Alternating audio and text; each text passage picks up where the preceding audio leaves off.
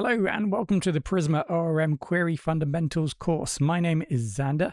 This tutorial is part of a whole course playlist, which you can access for free on YouTube. For deeper learning, the extended course is available for purchase at Udemy.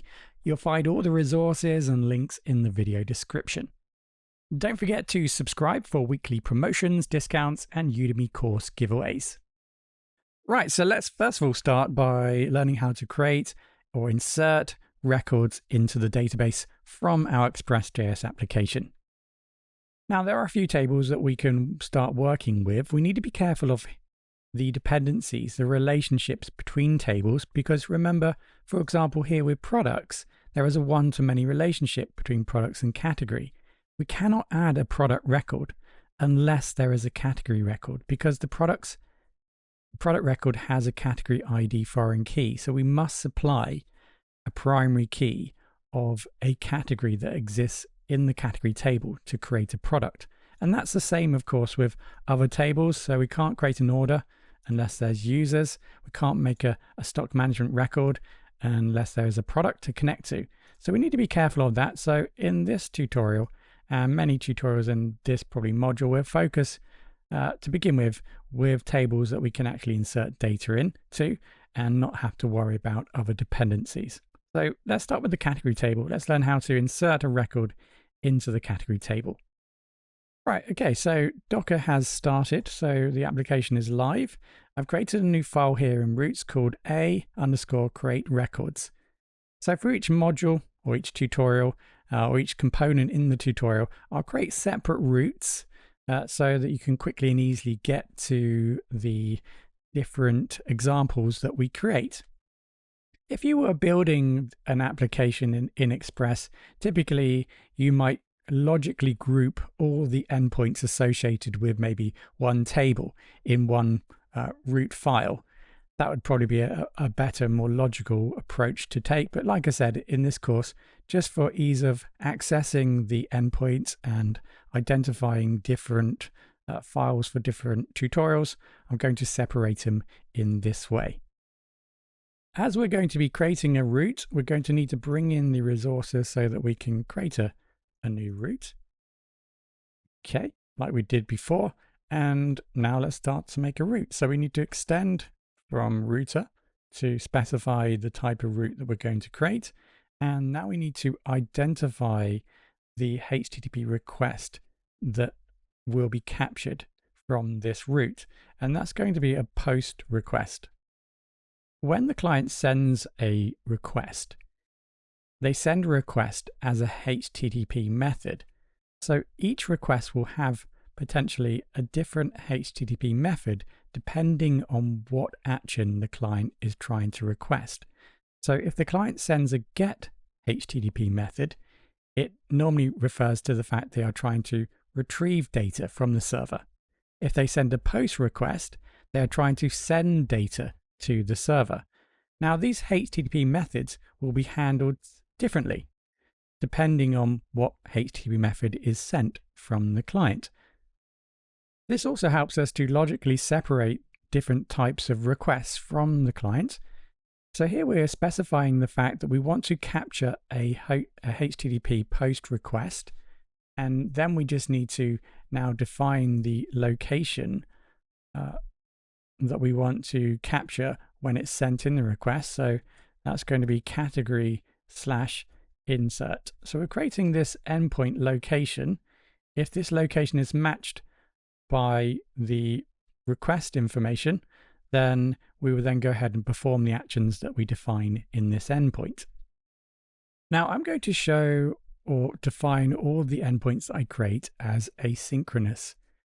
So the async function in the code will allow for asynchronous handling of the request and database operations, making the server more potentially efficient and responsive.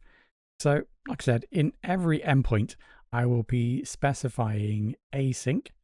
So after the path it, let's define that with just async. And then we can pass in the request information that we might require. And that happens, request. And then we were going to be returning response to the client, potentially, so we bring in those tools. Right, so once that's done, let's go ahead and start to build our response and capture the request. Now, because we are using async operations, we can use a try catch block to capture any errors that might occur in the operation. This endpoint will capture a post request from a client that's sent to this endpoint. Now we make the assumption that the client is sending data because this is a post request. We're trying to insert data into the category table. The data that's being sent by the client can be captured as we pass it in, and then we go ahead and extract that from the body of the request. So we're looking for the name slug, parent ID, is active, and level data. That's what should have been sent by the client. So now we need to insert the data into the database. For this, we're going to need an instance of the Prisma client, which is used to interact with the database. So it's generated from the Prisma schema file, which defines your database models and relations. So here we're going to use Prisma client. We need to specify which table we want to work with, and then use the function create. So that's going to allow us to create a new record in the category table. So now we just need to pass in the data that we want to use to create the new record. So now we can specify the data. So we're going to then pass in the name slug, parent ID, is active, and level that's been sent by the client in the body of the request. Now let's remember that the category table, like other tables in our database, there may be mandatory fields, data that's required when we insert a new record, and there may be optional fields. And of course, we also have default values connected to some of our fields. So it might be that the client doesn't send all of this data, and in actual fact, here you can see is active. So this format here allows us to create a fallback. So if the client doesn't send any data, then we're going to fall back to the default option of just false. And that's the same here with level. Now, because this is placed inside of a try catch block, it means that if there is an error here, we should catch that error and we can output corresponding code. But let's first finish off this try block, because remember, we might like to send a response to the client. So what we're doing here is we are sending a response status 201. Something else that would be useful for you to familiarize yourself with if you are starting to build API endpoints is HTTP status codes. A HTTP status code is a generic response that we can send back to the client to help it determine the outcome of the request. In the example that we've just seen, we are sending back a 201 status code, and that tells the client that the request was successful and a new resource was created. If there was an error, then maybe we could send back a 400 status code. So that will indicate to the client that the request was invalid for some reason. In addition to sending back a status code, we have also sent back the category data that was inserted into the table. Now that's optional, depending on how you want the client to handle the response from this request. If you are building an application, for example, that's handling the requests and responses, there may be some sort of specific reason or need for the application to have the data to maybe display it to the user for some particular reason. So what happens if there is an error? Then we're basically going to print that out to the console. That's probably just going to be utilized while developing. That's not necessarily something we want to maybe add into our application. We would need to control the errors in a slightly different way. We want to filter that to somewhere a little bit more central and useful. But for now, as we are developing, we can add this line to output any errors to the console to make it easier for us to debug this endpoint. And then, of course, we want to make sure that we send back the user a status, HTTP status code. In this case, we're going to send back a 500. And that's a generic HTTP status code that we can send back to the client, which indicates the server encountered an unexpected condition that prevented it from fulfilling the request. This, of course, can be expanded depending on the type of error that is captured. Here, we're just capturing the errors generically and then sending a very generic response back to the client. Right, so we now need to bring in the Prisma client so we can start using it. And I will do this slightly differently in actual fact, which probably aligns better to the Prisma documentation. So we go ahead and bring in the Prisma client, initiate, and then we just go ahead and use Prisma.category instead. So that's going to connect our code up then to Prisma to connect to a database and perform the operation. And then finally, let's not forget that we are going to need to set module.export so we can export this. Exports equals, sorry, router. Okay, so we export the router so we can use it on the index.js file here. And then you just need to update your index router. So we're not going to utilize the example anymore. We're just going to be utilizing this new endpoint. So just make sure you update the root. Now at this point, if you would prefer, you can go ahead to the next tutorial and learn how to set up the API documentation and UI that we're going to use to interact with the endpoints. Alternatively, you can stick with me. The rest of this tutorial, we're going to install an extension from Visual Studio Code's marketplace. We'll test the endpoint, but I also want to show you what happens when there are errors. Right, so let's head over to the marketplace. I already have this installed. We're going to use Thunder Client. So go ahead and install that. And on the left-hand side here, there should be a new icon, which allows you to create a new Thunder Client request. Okay, so that's a lightweight REST API client that we can use to interact with our API endpoints. Throughout the rest of this course, we will use our documentation, which we will set up in the next tutorial, which provides us a UI to interact with our endpoints, but you can utilize this for any of your endpoints that you create.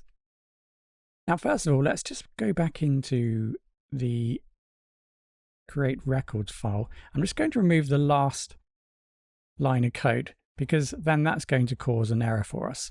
So that's what I'm going to do.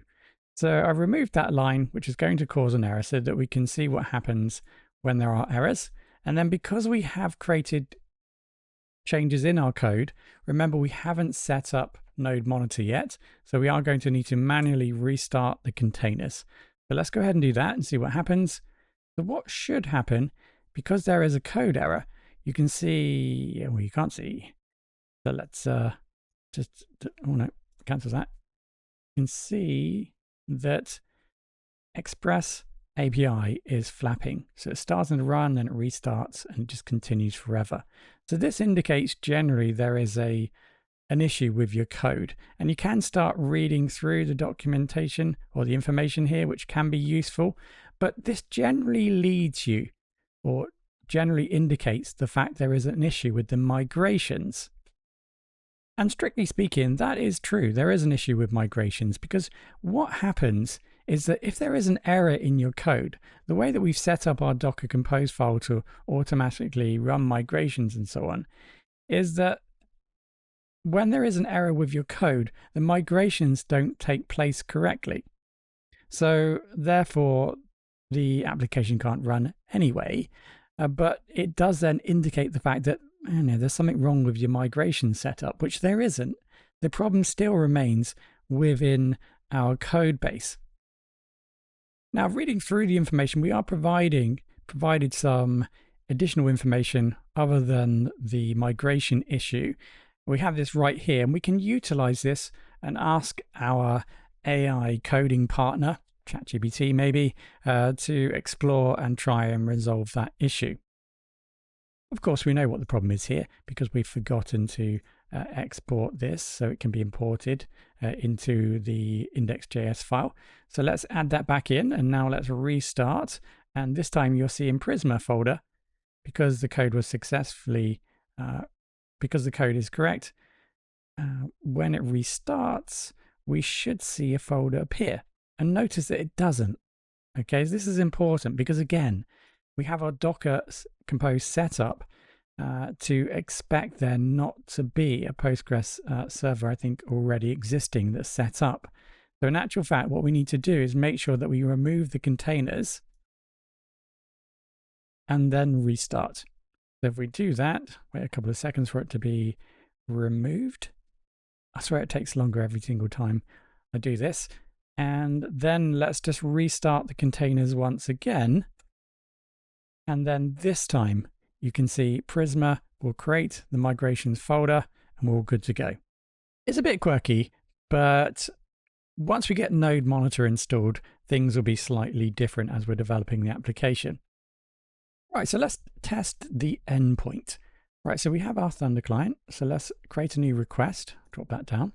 Right, so we need to identify the request where we're sending this to. So that's http://. Oh, it looks like we've got it already. Localhost :3000, and then take a look at the endpoint location /category/insert and make sure you have that in there. So that's the request URL. So we need to make sure we specify a post request because that's what we're capturing here, a post request. And let's just try that to begin with. Okay, so obviously that's not going to work. All right, so error creating category. So we return the 500 internal error. Now remember what's happening here. It looks like we are accepting and managing that request now, but in actual fact, we cannot perform this operation. So an error occurs. So we catch that error and we return the 500 status. So it looks like we are connecting correctly to the right endpoint and we are returning the error as expected. Now, if we try to insert or send data to the wrong endpoint or an endpoint that doesn't exist, currently we're going to return 404. So that's easy to identify that we've made a mistake. 404 means that we're probably sending the data or request to the wrong endpoint. Okay, right, let's go back to insert. So now we need to insert some data. So we need to do that through the body. So we need to make sure that we are sending the correct data. So name slug, parent ID is active and level. Okay, so let's give that a go. I've added some data in. Can move that down so we can see it all. Parent ID, let's just add parent ID 1.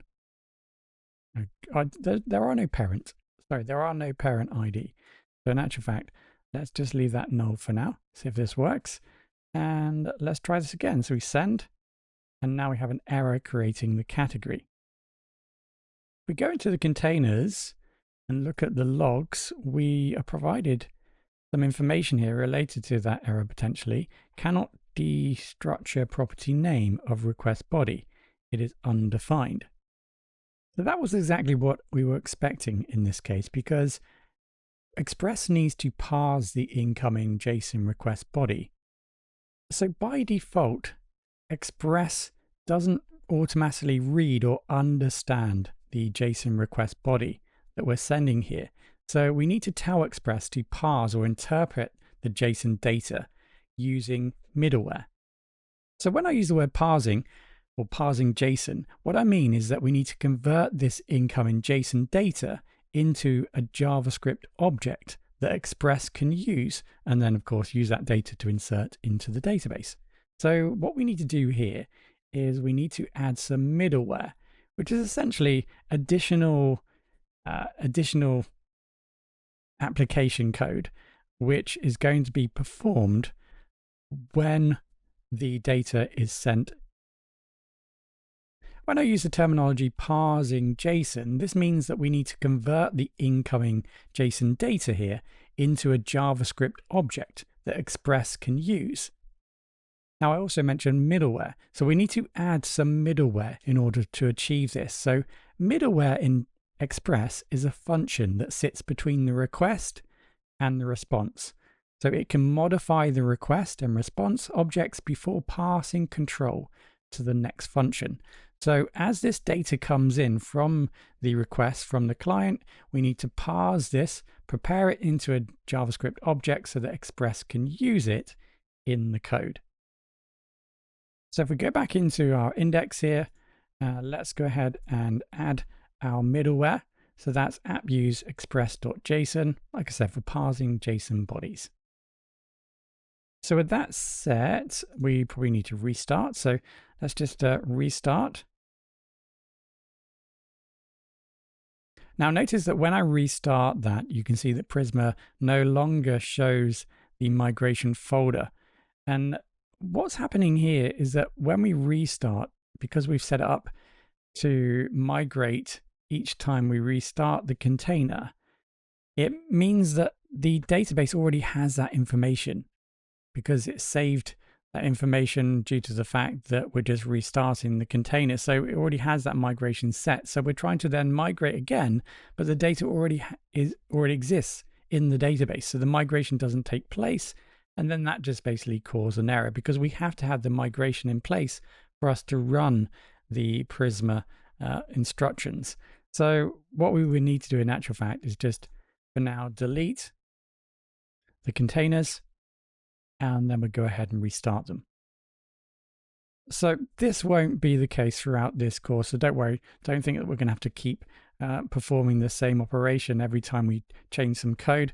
But now we've done that, wait a few seconds, you can now see the migration folder has appeared. So we're now ready to test this out again.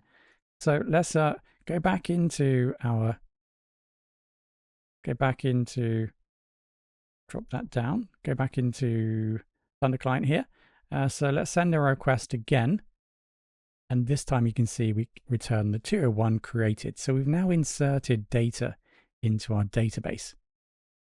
Okay, so we now have created our first endpoint and learned how to create a new record into an individual table. This can now be applied, of course, to all of the tables, whereby we can insert data without having to worry about the different relationships. We will explore how to insert into tables with different relationships in this module.